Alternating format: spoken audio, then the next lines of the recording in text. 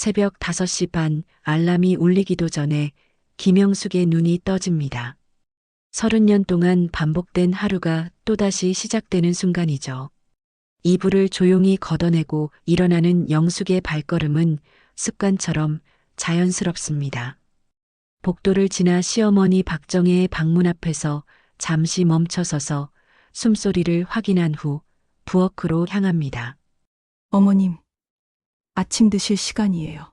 영숙이 방문을 살며시 열며 말합니다. 85 박정혜는 침대에서 천천히 몸을 일으키고 있었습니다. 응.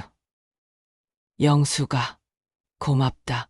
시어머니의 목소리는 나이에 비해 또렷했습니다. 영숙은 먼저 혈압약부터 챙깁니다. 빨간 통에 든 혈압약, 파란 통에 든 당뇨약, 그리고 관절염 때문에 먹는 소염제까지 하나하나 정확한 개수대로 손바닥에 올려놓고 물컵과 함께 시어머니께 건넵니다. 천천히 드세요. 오늘 병원 가는 날 아니니까 서두르지 마세요. 부엌에서는 이미 쌀을 씻어 밥솥에 넣어둔 상태입니다. 어제 저녁에 미리 준비해둔 멸치를 우려서 된장국을 끓이고 김치와 나물 몇 가지를 그릇에 담아냅니다. 평범한 아침 상차림이지만 영숙의 손길에는 정성이 느껴집니다. 내가 뭘 그리 대단한 일을 했다고. 영숙은 속으로 중얼거립니다. 그저 가족이니까 한 거지. 내가 안 하면 누가 해. 시어머니를 모시는 건 며느리의 도리니까. 하지만 그 도리라는 것이 때로는 무겁게 느껴지는 것도 사실입니다. 아침 식사를 마친 후 영숙은 작은 정원으로 나갑니다. 경기도 외곽의 2층 주택, 그 앞마당에는 영숙이 정성스럽게 가꾼 꽃밭이 있습니다. 코스모스와 맨드라미가 가을 햇살을 받으며 고개를 들고 있죠. 꽃들아, 오늘도 예쁘구나. 영숙은 물뿌리개로 하나하나 물을 주며 혼잣말을 합니다. 영숙 씨, 안녕하세요. 옆집 김순자가 손을 흔들며 다가옵니다. 어머님은 어떠세요? 네. 다행히 건강하세요. 순자 씨도 일찍 나오셨네요. 두 사람은 담장 너머로 잠시 이야기를 나눕니다. 동네 소식, 자식들 이야기, 그리고 날씨 얘기까지. 평범하고 소소한 대화들이지만 영숙에게는 하루 중 가장 편안한 시간입니다. 하지만 마음 한구석에는 늘 서늘한 바람이 불고 있습니다. 남편이 세상을 떠난 지 벌써 5년. 그 후로 시댁의 세 아들들은 명절 외에는 얼굴을 비추지 않습니다. 바빠서 못 가겠다는 말로 모든 것을 정리해버리죠. 장남은 서울에서 회사를 운영하고, 차남은 부산에서 의사를 하고, 삼남은 대전에서 교사를 합니다. 모두 각자의 삶이 있다는 것을 영숙도 이해합니다. 하지만 가끔은 외로움이 밀려옵니다. 점심시간이 되어 시어머니와 함께 식탁에 앉습니다. 영수가 고생이 많다. 박정혜가 말합니다. 무슨 말씀을 하세요? 가족인데요. 영숙이 대답하지만 그 가족이라는 단어가 때로는 짐처럼 느껴지기도 합니다. 과연 영숙에게 진정한 가족은 누구일까요? 이 질문에 대한 답을 영숙은 아직 찾지 못했습니다. 오후에는 시어머니와 함께 마당에서 햇볕을 쬐입니다. 박정혜는 의자에 앉아 뜨개질을 하고 영숙은 빨래를 널며 시간을 보냅니다. 참 평화롭다. 박정혜가 중얼거립니다. 네. 어머니, 오늘은 특히 날씨가 좋네요. 하지만 이 평화로운 일상 속에서도 영숙은 알 수 없는 불안감을 느낍니다. 마치 폭풍 전의 고요함 같은 느낌이랄까요? 저녁 무렵 영숙은 다시 부엌에 섭니다. 오늘도 변함없는 하루가 저물어가고 있습니다. 시어머니의 저녁 약을 준비하고 내일 아침 식사 재료를 미리 준비해 둡니다. 이런 일상이 언제까지 계속될지 영숙은 생각해 본 적이 없습니다. 그저 오늘을 살아가는 것만으로도 충분히 벅찬 하루하루입니다. 그로부터 한 달이 지난 어느 화요일 아침, 평소보다 조용한 집안 분위기가 영숙을 깨웠습니다. 시계를 보니 6시 반, 평소 시어머니가 일어나는 시간을 1시간이나 넘겼는데도 방에서 아무 소리가 들리지 않았습니다. 어머니, 괜찮으세요? 영숙이 방문을 살며시 두드렸지만 대답이 없었습니다. 문을 열고 들어간 영숙의 눈에 들어온 것은 침대에서 고요히 잠들어 있는 박정혜의 모습이었습니다. 마치 깊은 잠에 빠진 것처럼 평온한 얼굴이었지만 영숙은 직감적으로 알았습니다. 어머니, 영숙의 목소리가 떨렸습니다. 손을 뻗어 시어머니의 이마를 만져보니 이미 차가워져 있었습니다. 영숙은 잠시 그 자리에 서 있었습니다. 30년을 함께 산 시어머니가 이렇게 조용히 세상을 떠났다는 사실이 실감나지 않았습니다. 고생 많이 하셨어요. 어머니, 영숙이 작은 목소리로 말하며 시어머니의 손을 잡았습니다. 그 손은 영숙의 손을 꼭 잡아주곤 했던 따뜻한 손이었는데 이제는 차갑기만 했습니다. 첫 번째 전화는 장남에게 걸었습니다. 형님, 저 영숙이에요. 어머님이 영숙의 목소리가 떨렸습니다. 뭐라고? 엄마가 어떻게 됐다고?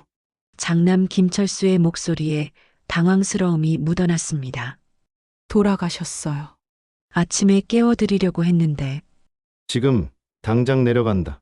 아무것도 건드리지 말고 기다려. 차남과 삼남에게도 연달아 전화를 걸었습니다. 모두 충격을 받은 것은 마찬가지였습니다. 갑자기 무슨 일이야? 어제까지 멀쩡하셨는데 아들들의 목소리에는 믿을 수 없다는 감정이 가득했습니다.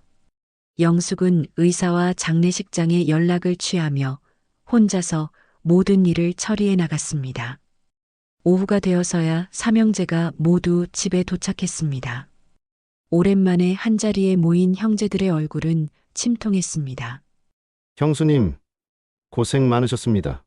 차남 김철호가 영숙에게 말했습니다. 정말 갑작스럽네요. 삼남 김철민도 고개를 숙였습니다. 하지만 영숙은 그들의 위로가 어딘지 형식적으로 느껴졌습니다. 장례 준비는 모두 영숙의 몫이었습니다. 장례식장 예약부터 부고, 발송, 음식 준비까지 하나하나 챙겨야 할 일들이 산더미 같았습니다. 형수님이 제일 잘 아시니까 맡겨드릴게요. 장남이 말했지만 영숙에게는 그 말이 책임을 떠넘기는 것처럼 들렸습니다. 네, 알겠습니다. 영숙은 담담하게 대답했습니다. 장례식장에서 이틀간 빈소를 지키는 동안 많은 사람들이 조문을 왔습니다. 동네 사람들, 시어머니의 오랜 친구들, 그리고 영숙을 아는 사람들까지 영숙 씨 덕분에 어머니가 편안하게 가셨어요. 한 조문객이 말했습니다. 정말 효부시네요. 또 다른 사람이 영숙의 손을 잡으며 말했습니다. 하지만 삼형제는 조문객들을 맞이하느라 바빴고 실질적인 장례 진행은 여전히 영숙이 도맡아 했습니다. 어머니, 제가 잘 모셨죠? 영숙은 혼자 있을 때마다 시어머니의 영정 앞에서 중얼거렸습니다. 이제 편히 쉬세요. 장례식 당일 많은 사람들이 박정혜를 마지막으로 배웅했습니다. 좋은 곳으로 가세요. 어머니, 영숙이 마지막 인사를 올렸습니다. 화장장에서 돌아오는 길, 삼형제는 각자 할 일이 있다며 서둘러 떠날 준비를 했습니다. 형수님, 정말 고생 많으셨어요. 엄마가 좋아하실 거예요. 이들의 말은 진심 같았지만 어딘지 서둘러 마무리하려는 느낌이 들었습니다. 그런데 장례식 다음 날 예상치 못한 일이 벌어졌습니다. 박정혜의 담당 변호사라고 하는 사람이 영숙에게 전화를 걸어온 것입니다. 유언장 공개를 위해 상속인들이 모두 모여야 합니다. 변호사의 말에 영숙은 당황했습니다. 유언장이요. 네, 고인께서 미리 작성해 두신 유언장이 있습니다. 내일 오후 2시에 사무실로 오시면 됩니다. 영숙은 급히 삼형제에게 연락을 취했습니다. 유언장이 있다고 하네요. 이 소식에 형제들도 놀란 기색이었습니다. 엄마가 언제 유언장을 써놨지? 우리는 전혀 몰랐는데. 서로 어리둥절한 반응이었습니다. 결국 다음 날 오후 네 사람은 변호사 사무실에서 다시 만나게 되었습니다. 변호사는 정중하게 인사를 건넨 후 유언장을 꺼내들었습니다. 고인께서 작년에 작성하신 유언장입니다. 공증까지 마친 정식 유언장이고요. 그리고는 또박또박 읽기 시작했습니다. 나 박정혜는 내 전 재산을 며느리 김영숙에게 물려준다. 그 순간 사무실은 정적에 휩싸였습니다. 삼형제의 얼굴이 순식간에 굳어졌습니다. 잠깐만요. 이게 무슨 소리예요? 장남이 벌떡 일어서며 소리쳤습니다. 말도 안 돼요. 엄마가 왜 그런 유언을 남겼다는 거예요? 자남도 믿을 수 없다는 표정이었습니다. 영숙 역시 충격을 받았습니다. 자신도 전혀 예상하지 못한 일이었으니까요. 변호사 사무실을 나선 후 삼형제의 분노는 걷잡을 수 없이 커져갔습니다. 이건 말이 안 돼. 장남 김철수가 주차장에서 소리쳤습니다. 엄마가 정신이 온전했을 리가 없어. 치매의 기운이 있었잖아. 차남 김철호도 고개를 끄덕였습니다. 맞아. 요즘 깜박깜박 하시는 게 많았어. 이런 중요한 결정을 혼자 내리실 분이 아니었다고. 영숙은 그들의 대화를 들으며 마음이 착잡했습니다. 형님들, 어머님은 정신이 멀쩡하셨어요. 치매라니. 그런 말씀 마세요. 하지만 삼남 김철민이 차갑게 말했습니다. 형수는 좀 빠져주세요. 이건 우리 가족 문제니까. 그 말에 영숙의 가슴이 철렁했습니다. 30년을 함께 살았는데 이제 와서 가족이 아니라는 말을 듣다니. 다음 날부터 삼형제의 본격적인 반격이 시작되었습니다. 장남은 서울의 유명한 법무법인에 상담을 받으러 갔습니다. 유언장 무효 소송을 준비하겠습니다. 변호사는 자신 있게 말했습니다. 고령자의 유언장은 정신능력 문제로 무효화될 가능성이 높습니다. 특히 자녀들을 배제하고 며느리에게만 상속한다는 것은 상식적으로 이해하기 어렵죠. 차남은 더 직접적인 방법을 택했습니다. 지역 언론사에 제보 전화를 걸었습니다. 며느리가 치매 걸린 시어머니를 조종해서 유언장을 조작했을 가능성이 있습니다. 기자는 흥미를 보였습니다. 구체적인 증거가 있나요? 조사해보면 나올 겁니다. 상식적으로 생각해보세요. 어떤 어머니가 친자식들을 제쳐두고 며느리에게만 재산을 물려줍니까? 삼남은 법원에 가처분 신청을 냈습니다. 집과 토지에 대한 처분 금지 명령을 받아낸 것입니다. 일단 재산이 빠져나가는 것부터 막아야 해. 삼남의 계산은 냉정했습니다. 소송이 끝날 때까지 형수가 아무것도 못하게 만들어야지. 이런 소식들이 동네에 퍼지는 데는 오래 걸리지 않았습니다. 영숙이 장을 보러 마트에 갔을 때 평소 인사하던 사람들의 시선이 달라져 있었습니다. 영숙 씨가 그렇게까지 했을까? 아무래도 뭔가 있는 것 같아. 수군거리는 소리가 귀에 들렸습니다. 옆집 김순자마저 예전과 달랐습니다. 영숙 씨, 요즘 힘드시죠? 표면적으로는 위로하는 말이었지만 어딘지 탐색하는 느낌이 들었습니다. 혹시 정말로 어머님이 그런 유언을 남기셨어요? 영숙은 답답했습니다. 순자 씨도 그렇게 생각하세요. 아니에요. 그냥 집에 혼자 있을 때가 가장 힘들었습니다. 시어머니가 사용하던 방은 그대로 두고 있었는데 가끔 그 방에서 목소리가 들리는 것 같았습니다. 어머니, 정말 저에게 이 모든 걸 남기시려고 했던 건가요? 영숙은 시어머니의 사진 앞에서 중얼거렸습니다. 왜 미리 말씀해 주지 않으셨어요? 한 주 후 첫 번째 법원 소환장이 도착했습니다. 유언장 무효 확인 소송의 피고로 영숙의 이름이 적혀 있었습니다. 이제 정말 법정에서 싸워야 하는구나. 영숙은 한숨을 쉬었습니다. 30년 동안 한 가족으로 살았던 사람들과 법정에서 맞서야 한다는 현실이 믿어지지 않았습니다. 변호사를 구해야 했지만 영숙에게는 그럴 만한 돈이 없었습니다. 시어머니가 남긴 재산도 법원의 처분 금지 명령으로 손댈 수 없는 상황이었습니다. 어떻게 하지? 영숙은 밤마다 고민에 빠졌습니다. 법률 상담소를 찾아가서 무료 변호사를 신청했지만 복잡한 상속소송을 맡을 변호사를 찾기는 쉽지 않았습니다. 그러던 중 더 충격적인 소식이 들려왔습니다. 인터넷 뉴스에 영숙에 관한 기사가 올라온 것입니다. 며느리의 의심스러운 상속, 과연 정당한가? 제목부터 자극적이었습니다. 기사 내용은 더 가혹했습니다. 고령의 시어머니를 돌보던 며느리가 치매를 이용해 재산을 가로챘을 가능성이 제기되고 있다. 댓글들은 더욱 악랄했습니다. 요즘 며느리들 무섭다. 어떻게 시어머니 재산을 다 가져가려고 하지?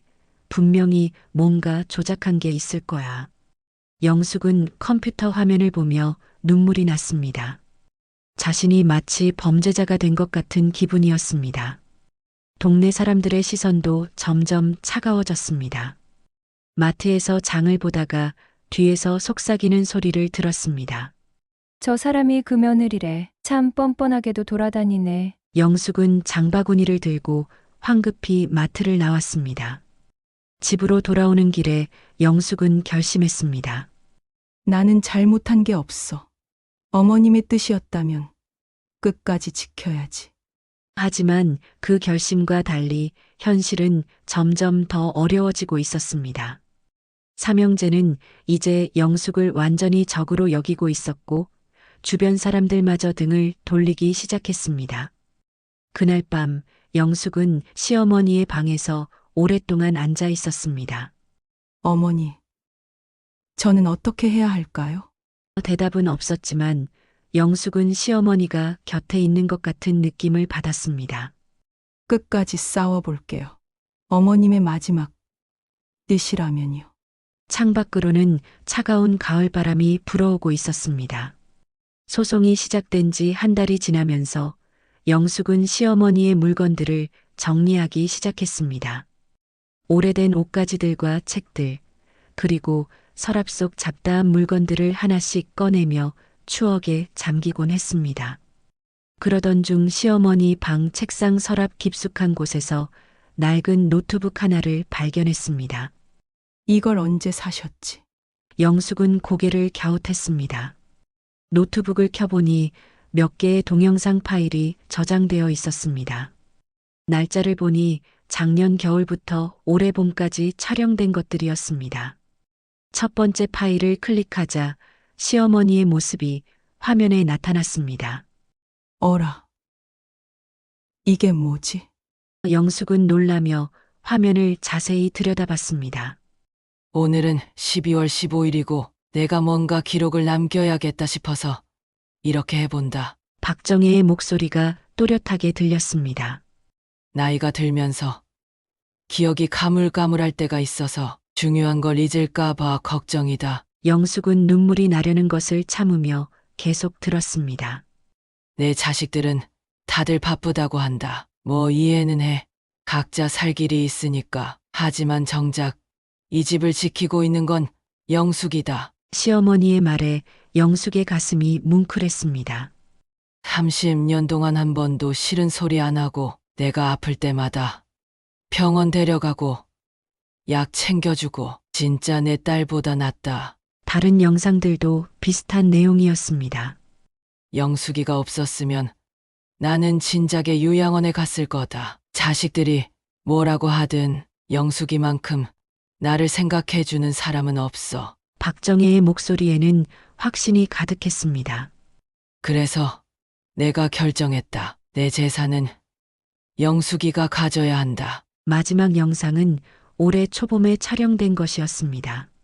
자식들한테는 미안하지만 이건 내 마음이다. 영숙이가 이 집을 지켜줬으니까 이제 이 집이 영숙이를 지켜줘야 한다. 영숙은 화면 속 시어머니를 보며 눈물을 흘렸습니다. 어머니, 하지만 기쁨도 잠시 더 큰 시련이 기다리고 있었습니다. 며칠 후 삼남 김철민이 기자를 대동하고 나타났습니다. 이번에는 또 무슨 일이세요? 영숙이 문을 열며 물었습니다. 형수, 우리가 조사해봤는데 형수가 엄마 병원비를 횡령한 기록이 있어요. 뭐라고요? 영숙은 믿을 수 없다는 표정이었습니다. 3년 전 어머님이 입원하셨을 때 병원비 200만 원을 형수가 개인 용도로 사용했다는 증거가 있습니다.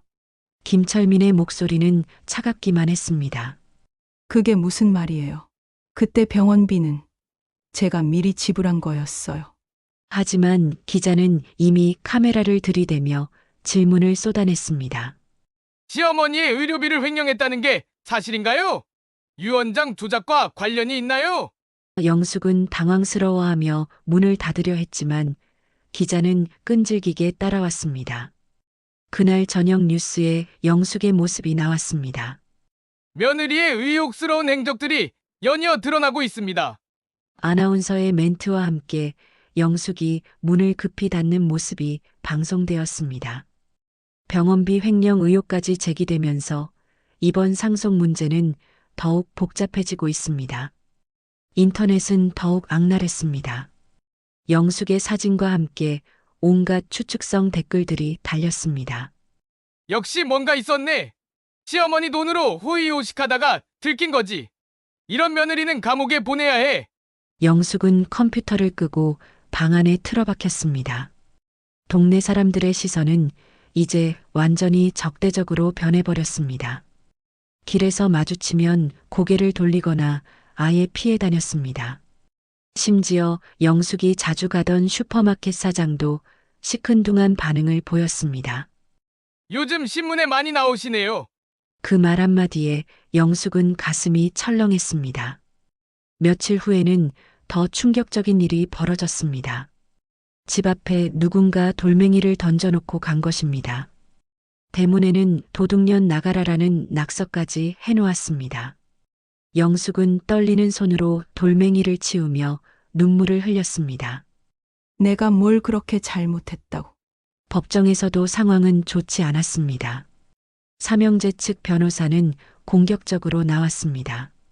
피고는 고인의 판단력이 흐려진 틈을 타서 유언장을 조작했습니다. 병원비 횡령 사건까지 고려하면 피고의 도덕적 문제는 명백합니다. 영숙의 변호사는 변변한 반박도 하지 못했습니다. 첫 번째 재판이 끝난 후 영숙은 패소 가능성이 높다는 얘기를 들었습니다. 상대방이 워낙 공격적으로 나오고 있어서요. 화해를 고려해 보시는 게 어떨까요? 변호사의 말에 영숙은 고개를 저었습니다. 어머님의 뜻을 저버릴 수는 없어요. 그날 밤 영숙은 극도의 스트레스로 가슴이 조여오기 시작했습니다. 허, 숨이 가빠지고 심장이 뛰는 소리가 귀에 울렸습니다. 이러면 안 되는데. 하지만 몸은 말을 듣지 않았습니다. 결국 영숙은 구급차를 불러야 했습니다. 응급실에서 의사는 극심한 스트레스로 인한 심장 발작이라고 진단했습니다. 완전히 쓰러지기 전에 오셔서 다행입니다. 며칠 입원하셔야 할 것 같네요. 영숙은 병원 침대에 누워서 천장을 바라봤습니다. 어머니, 저는 정말 어떻게 해야 할까요? 병원에 입원한 사실이 알려지자 영숙을 찾아오는 사람은 아무도 없었습니다. 평소 가깝게 지내던 동네 사람들도 시댁 식구들도 아무도 병문 안을 오지 않았습니다. 영숙은 그 어느 때보다도 외롭고 절망적이었습니다. 내가 정말 혼자구나. 병실에서 흘린 눈물은 베개를 적셨습니다.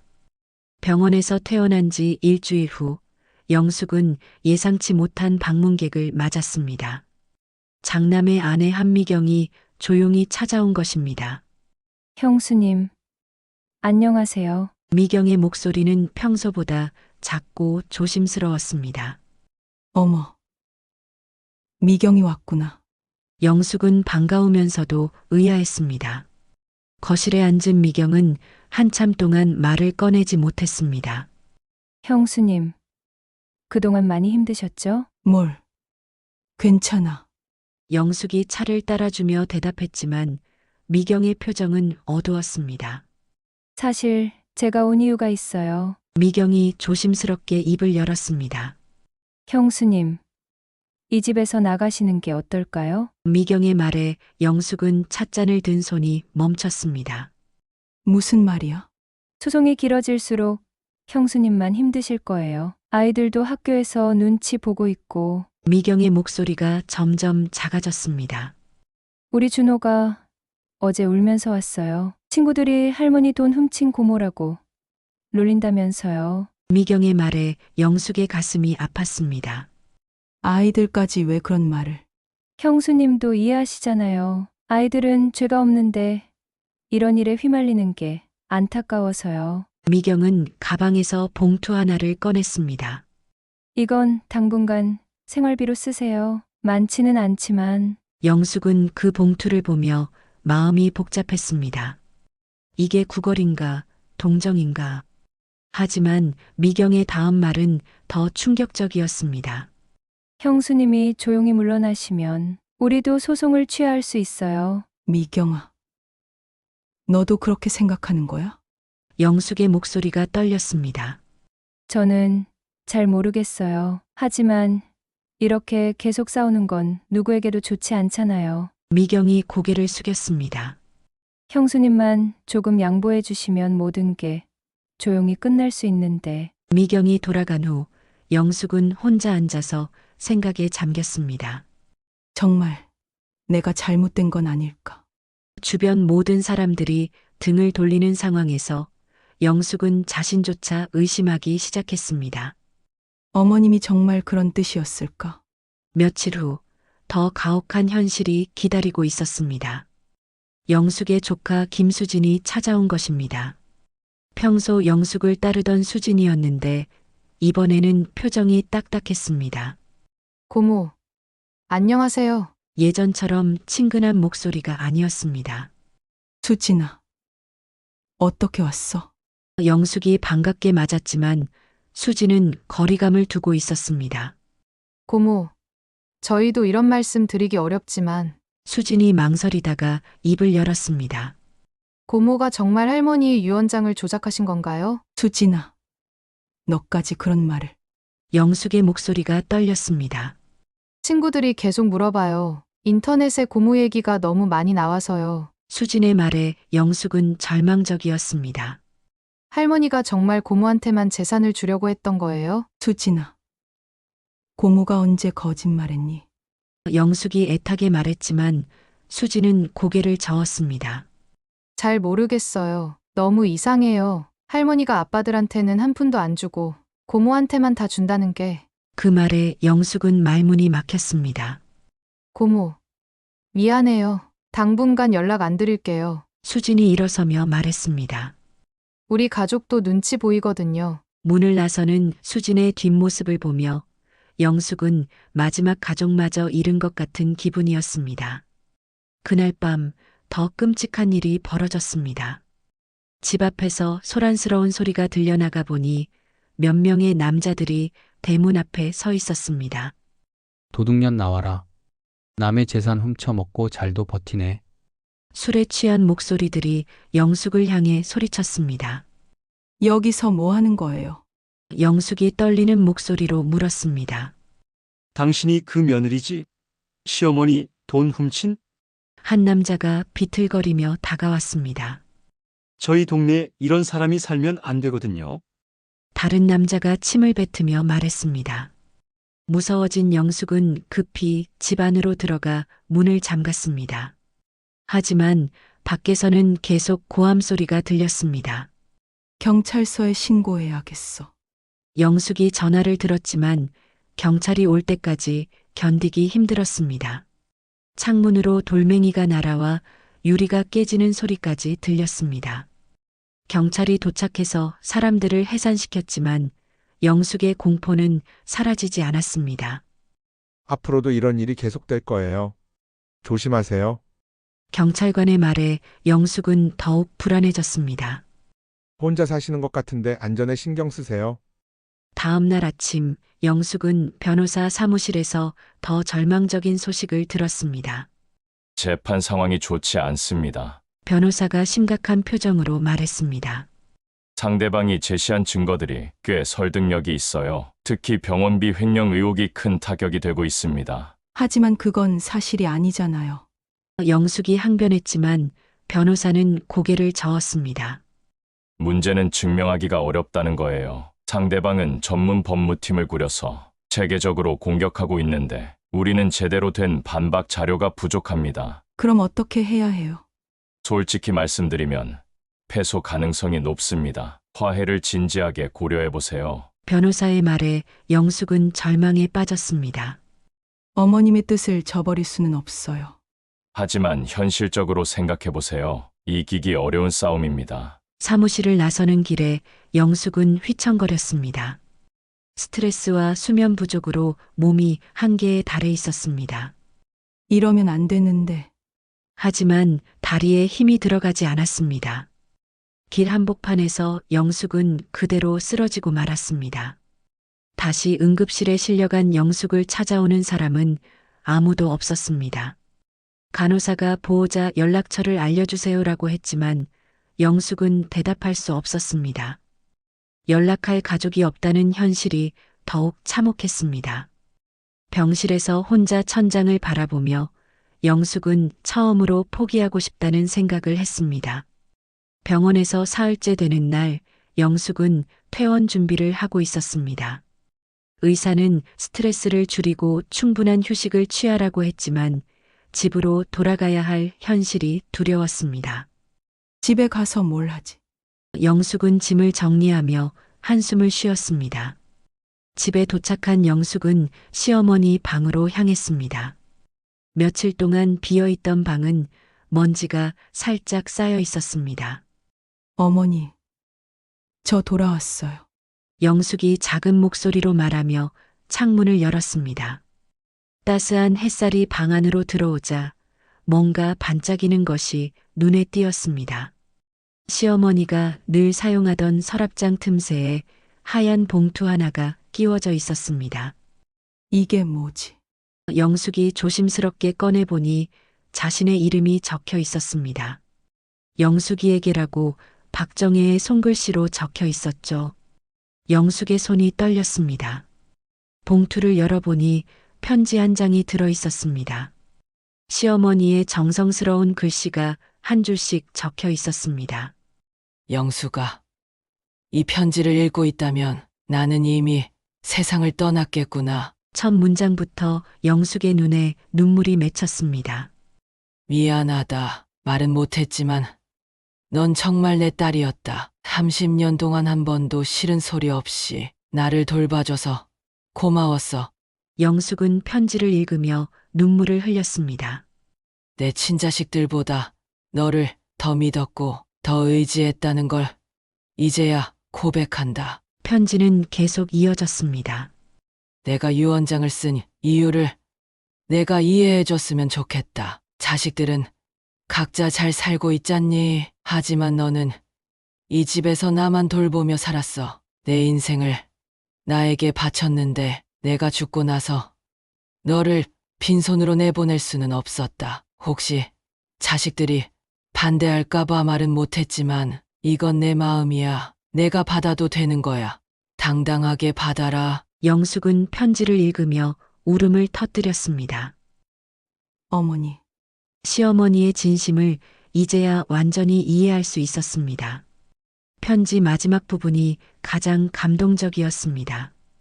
영수가 내가 힘들어할 때가 올 거야. 그때 이 편지를 읽고 힘을 내거라. 내가 잘못한 게 아니야. 가족이란 피가 아니라 마음으로 이어지는 거란다. 너는 내 진짜 가족이었어. 영숙은 편지를 가슴에 꼭 안고 한참을 울었습니다. 그때 전화벨이 울렸습니다. 변호사였습니다. 영숙 씨, 좋은 소식이 있습니다. 공증사무소에서 중요한 자료를 찾았어요. 변호사의 목소리에 희망이 담겨 있었습니다. 유 원장 작성 당시의 영상 기록이 있다고 합니다. 영상 기록이요? 영숙이 되물었습니다. 네. 요즘은 유 원장 작성할 때 본인의 정신 상태를 증명하기 위해 영상을 촬영하거든요. 고인께서 그때 영상을 남기셨던 것 같습니다. 변호사의 말에 영숙은 가슴이 뛰었습니다. 다음 날 영숙은 변호사와 함께 공증 사무소를 찾았습니다. 공증인은 파일을 찾아서 컴퓨터 화면에 띄웠습니다. 여기 있습니다. 작년 11월에 촬영된 영상이에요. 화면에는 박정혜가 또렷한 정신 상태로 앉아 있는 모습이 나타났습니다. 저는 박정혜입니다. 오늘 제 뜻에 따라 유 원장을 작성합니다. 화면 속 시어머니의 목소리는 분명했습니다. 아무도 저를 강요하지 않았고 제 온전한 판단으로 결정한 것입니다. 공증인이 여러 질문을 했지만 박정혜는 모든 질문에 명확하게 답했습니다. 가장 중요한 부분이 나왔습니다. 제 전 재산을 며느리 김영숙에게 상속하는 이유는 30년 동안 저를 성심껏 돌봐주었기 때문입니다. 박정혜의 목소리에는 확신이 가득했습니다. 제 자식들도 좋은 사람들이지만 제가 아플 때 곁에 있어준 사람은 영숙뿐이었습니다. 이것은 제 자유의사에 의한 결정이며 누구도 이를 번복할 수 없습니다. 마지막 말까지 또렷하게 마친 박정혜의 모습을 보며 영숙은 눈물을 흘렸습니다. 어머니, 이제야 모든 의혹이 풀릴 것 같았습니다. 변호사도 희색이 만연했습니다. 이 영상이 결정적 증거가 될 겁니다. 고인의 정신 상태가 완전히 정상이었음을 보여주는 명백한 자료죠. 영숙은 처음으로 희망을 느꼈습니다. 정말 이길 수 있을까요? 이 영상이 있으면 충분히 가능합니다. 집으로 돌아오는 길에 영숙은 달라진 기분을 느꼈습니다. 며칠 전까지만 해도 절망과 포기의 생각뿐이었는데 이제는 싸울 용기가 생겼습니다. 어머님이 도와주시는구나. 영숙은 하늘을 올려다보며 중얼거렸습니다. 그날 밤 영숙은 시어머니의 편지를 다시 읽어봤습니다. 당당하게 받아라는 말씀이 특히 마음에 와닿았습니다. 네. 어머니, 이제 당당해질게요. 영숙은 편지를 소중히 접어서 가슴 주머니에 넣었습니다. 변호사는 바로 재반박 자료를 준비하기 시작했습니다. 상대방이 제시한 병원비 횡령 의혹도 반박할 수 있을 것 같습니다. 병원 기록을 다시 조사해보니 영숙 씨가 미리 지불한 것이 맞더군요. 모든 것이 영숙에게 유리하게 돌아가기 시작했습니다. 영숙은 처음으로 마음의 평화를 느꼈습니다. 여전히 주변의 시선은 차갑고 아직 재판이 남아 있었지만 이제는 두렵지 않았습니다. 시어머니의 진심과 증거가 있으니까요. 어머님, 끝까지 지켜보세요. 제가 어머님의 뜻을 꼭 이루어 드릴게요. 영숙의 목소리에는 새로운 힘이 실려 있었습니다. 창밖으로는 첫눈이 내리기 시작했습니다. 하얀 눈이 조용히 쌓여가는 모습을 보며 영숙은 새로운 시작을 예감했습니다. 길고 어두웠던 터널의 끝에서 작은 빛이 보이기 시작한 것입니다. 결정적인 재판날이 다가왔습니다. 영숙은 평소보다 일찍 일어나 정성스럽게 옷을 차려입었습니다. 검은색 정장에 시어머니가 생전에 좋아하던 브로치를 달았습니다. 어머니, 오늘 저와 함께 해주세요. 영숙은 거울 앞에서 작은 기도를 올렸습니다. 법원에 도착하니 삼형제가 이미 와 있었습니다. 장남 김철수는 여전히 분노에 찬 표정이었고 차남과 삼남도 마찬가지였습니다. 오늘 끝장을 보자. 장남이 영숙을 보며 중얼거렸습니다. 하지만 영숙은 더 이상 위축되지 않았습니다. 가슴속 편지가 용기를 주고 있었으니까요. 재판정에는 많은 사람들이 모여 있었습니다. 기자들, 동네 사람들, 그리고 관심 있는 방청객들까지. 며느리의 유언장 조작 의혹, 오늘 진실이 밝혀진다는 제목으로 언론의 관심도 높았습니다. 영숙은 떨리는 마음을 진정시키며 자리에 앉았습니다. 재판장이 입장하고 본격적인 심리가 시작되었습니다. 먼저 원고 측 변호사가 입장을 밝혔습니다. 피고는 치매 기운이 있던 고인을 이용해 유언장을 조작했습니다. 병원비 횡령까지 저지른 피고에게 상속권을 인정할 수 없습니다. 강력한 어조로 주장을 펼쳤습니다. 이어서 영숙의 변호사가 일어섰습니다. 오늘 결정적인 증거를 제시하겠습니다. 고인의 유언장 작성 당시 영상 기록입니다. 변호사가 컴퓨터를 조작하자 법정 앞쪽 대형 스크린에 영상이 나타났습니다. 방청석에서 웅성거리는 소리가 들렸습니다. 화면에는 박정혜가 공증사무소에서 또렷한 정신으로 앉아 있는 모습이 나타났습니다. 저는 박정혜입니다. 오늘 제 뜻에 따라 유언장을 작성합니다. 시어머니의 목소리가 법정에 울려 퍼지자 삼형제의 얼굴이 굳어졌습니다. 공증인의 질문이 이어졌습니다. 유언장 작성이 본인의 자유의사에 의한 것입니까? 네. 그렇습니다. 아무도 저를 강요하지 않았습니다. 박정혜의 대답은 명확했습니다. 정신 상태는 어떠십니까? 완전히 정상입니다. 제가 하는 말의 의미를 다 알고 있습니다. 가장 핵심적인 부분이 나왔습니다. 상속인을 며느리로 정한 이유를 말씀해 주세요. 공증인의 질문에 박정혜는 잠시 생각하더니 또렷하게 답했습니다. 30년 동안 저를 성심껏 돌봐준 분입니다. 제 친자식들보다 더 헌신적으로 저를 모셨습니다. 제 자식들도 좋은 사람들이지만 각자 바쁜 삶을 살고 있습니다. 하지만 영숙이는 오직 저만 돌보며 살았어요. 박정혜의 목소리에는 확신이 가득했습니다. 제가 아플 때마다 밤새 간병해주고 약 챙겨주고 병원 데려가 준 사람은 영숙뿐이었습니다. 영상이 계속 이어졌습니다. 혹시 재산 분배에 대해 후회하지 않으십니까? 전혀요. 이건 제 확고한 의지입니다. 박정혜가 단호하게 말했습니다. 영숙이가 제 재산을 받는 것이 당연합니다. 제가 죽고 나서 영숙이가 빈손으로 내쫓기는 걸 볼 수는 없어요. 마지막 부분이 가장 충격적이었습니다. 제 자식들에게 하고 싶은 말이 있다면? 공증인의 질문에 박정혜는 잠시 망설이더니 말했습니다. 미안하다고 전해주세요. 하지만 이건 제 마음입니다. 영숙이는 진짜 제 딸이에요. 혈연보다 더 진한 정으로 연결된 진짜 가족이죠. 영상이 끝나자 법정은 정적에 휩싸였습니다. 삼형제는 경악한 표정으로 서로를 바라봤습니다. 저런. 장남이 작은 소리로 중얼거렸습니다. 차남과 삼남도 할 말을 잃은 것 같았습니다. 그들은 어머니가 그렇게까지 확고한 의지로 유언장을 작성했다는 사실을 전혀 몰랐던 것입니다. 재판장이 양쪽에 최후 변론 기회를 주었습니다. 원고 측 변호사는 당황한 기색이 역력했습니다.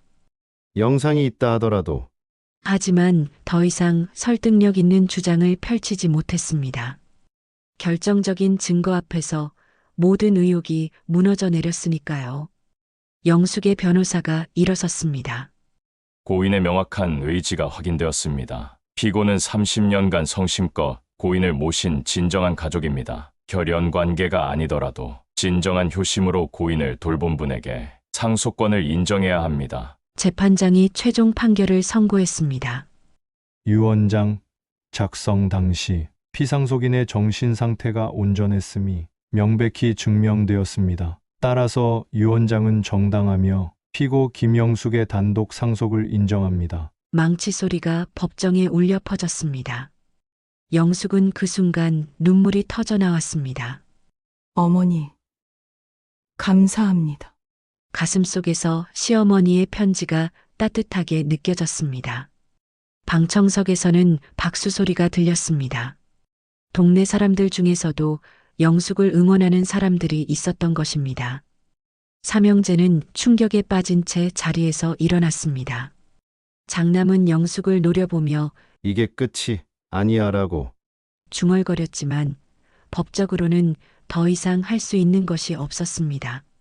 차남과 삼남은 고개를 푹 숙인 채 법정을 나섰습니다. 하지만 맨 마지막에 삼남 김철민이 잠시 걸음을 멈췄습니다. 그리고 영숙을 향해 조용히 고개를 숙였습니다. 한 번도 인정하지 않았던 그가 처음으로 보인 사과의 표시였습니다. 영숙은 그 모습을 보며 마음이 조금 누그러졌습니다. 법정을 나서는 영숙의 발걸음은 가벼웠습니다. 어머님, 드디어 해냈어요. 하늘을 올려다보며 영숙은 조용히 말했습니다. 30년간의 헌신이 마침내 인정받는 순간이었습니다. 진정한 가족의 의미를 증명한 승리의 순간이었습니다. 재판이 끝난 지 한 달이 지났습니다. 아침 5시 반, 영숙은 여전히 같은 시간에 눈을 떴습니다. 30년간 몸에 밴 습관은 쉽게 바뀌지 않았죠. 하지만 이제는 시어머니를 깨워드릴 필요가 없다는 것이 여전히 낯설었습니다.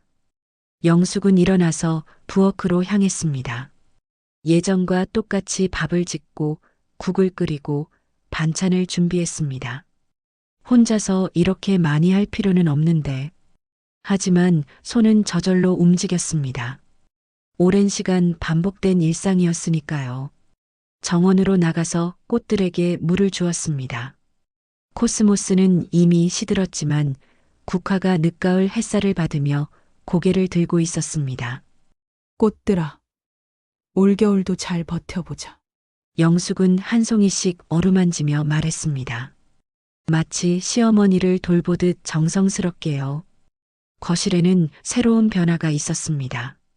시어머니의 영정사진 옆에 작은 액자가 하나 더 놓여 있었습니다. 작년 봄에 시어머니와 함께 찍은 마지막 사진이었죠. 두 사람이 정원에서 환하게 웃고 있는 모습이었습니다. 어머님, 오늘도 좋은 하루 보내세요. 영숙은 매일 아침 그 사진에 인사를 건넸습니다. 동네 사람들의 태도도 조금씩 달라지고 있었습니다. 처음에는 여전히 수군거리는 시선들이 있었지만 재판 결과가 알려지면서 분위기가 바뀌었습니다. 영숙 씨가 정말 어머님을 잘 모셨나 봐요. 30년이면 정말 대단한 거죠. 사람들의 말도 점점 호의적으로 변해갔습니다. 옆집 김순자가 다시 예전처럼 담장 너머로 인사를 건넸습니다. 영숙 씨, 안녕하세요. 요즘 어떠세요? 네. 덕분에 잘 지내고 있어요. 영숙은 미소를 지으며 대답했습니다. 그때는 제가 오해를 했네요. 정말 미안했어요. 순자의 진심 어린 사과에 영숙은 고개를 저었습니다. 괜찮아요. 다 이해해요. 마트에서도 예전처럼 편안하게 장을 볼 수 있게 되었습니다. 사장이 반갑게 인사를 건넸습니다. 영숙 씨, 오랜만이에요. 어머님, 정말 좋은 분이셨나 봐요. 네. 정말 좋은 분이셨어요. 영숙은 담담하게 답했습니다. 이제는 시어머니 얘기를 해도 마음이 아프지 않았습니다. 어느 날 오후 예상치 못한 방문객이 찾아왔습니다. 삼남 김철민이었습니다. 형수님, 안녕하세요. 그의 목소리는 예전과 달랐습니다. 어딘지 조심스럽고 겸손했죠. 철민아, 어떻게 왔어? 영숙도 놀란 기색이었습니다. 형수님께 사과드리러 왔습니다. 철민이 고개를 숙였습니다. 그동안 정말 죄송했습니다. 형수님이 어머니를 얼마나 잘 모셨는지 이제야 알겠어요. 영숙은 그의 진심을 느낄 수 있었습니다. 괜찮아. 철민아, 다 지나간 일이야. 어머니, 유언장 영상을 보고 정말 많이 반성했습니다. 철민의 목소리가 떨렸습니다. 어머니가 형수님을 얼마나 소중하게 여기셨는지 저희가 너무 몰랐어요. 영숙은 차를 따라주며 말했습니다. 어머님은 너희들도 정말 사랑하셨어. 다만 상황이 그랬을 뿐이야. 형수님, 앞으로 연락드려도 될까요? 철민이 조심스럽게 물었습니다. 어머니, 기일이나 명절에는 함께 지내고 싶어요. 영숙은 고개를 끄덕였습니다. 그래. 어머님도 그걸 원하실 거야. 30년 만에 처음으로 진정한 대화를 나눈 것 같았습니다. 철민이 돌아간 후 영숙은 시어머니의 편지를 다시 꺼내 읽어봤습니다. 가족이란 피가 아니라 마음으로 이어지는 거란다. 그 말씀이 이제는 완전히 이해되었습니다. 혈연이 전부가 아니라는 것, 진정한 가족은 마음으로 만들어지는 것이라는 깨달음이었습니다. 며칠 후 영숙은 새로운 일을 시작했습니다. 동네 경로당에서 혼자 사시는 어르신들을 돌보는 봉사활동이었습니다. 제가 도울 수 있는 일이 있으면 언제든 말씀하세요. 영숙의 제안에 어르신들이 반가워했습니다. 영숙 씨가 와주니까 든든하네. 한 할머니가 말했습니다. 시어머니 모시는 게 얼마나 힘든지 아는 사람은 영숙 씨뿐이야. 영숙은 그 말을 들으며 보람을 느꼈습니다. 시어머니를 모시며 배운 것들이 다른 사람들에게 도움이 되고 있었으니까요.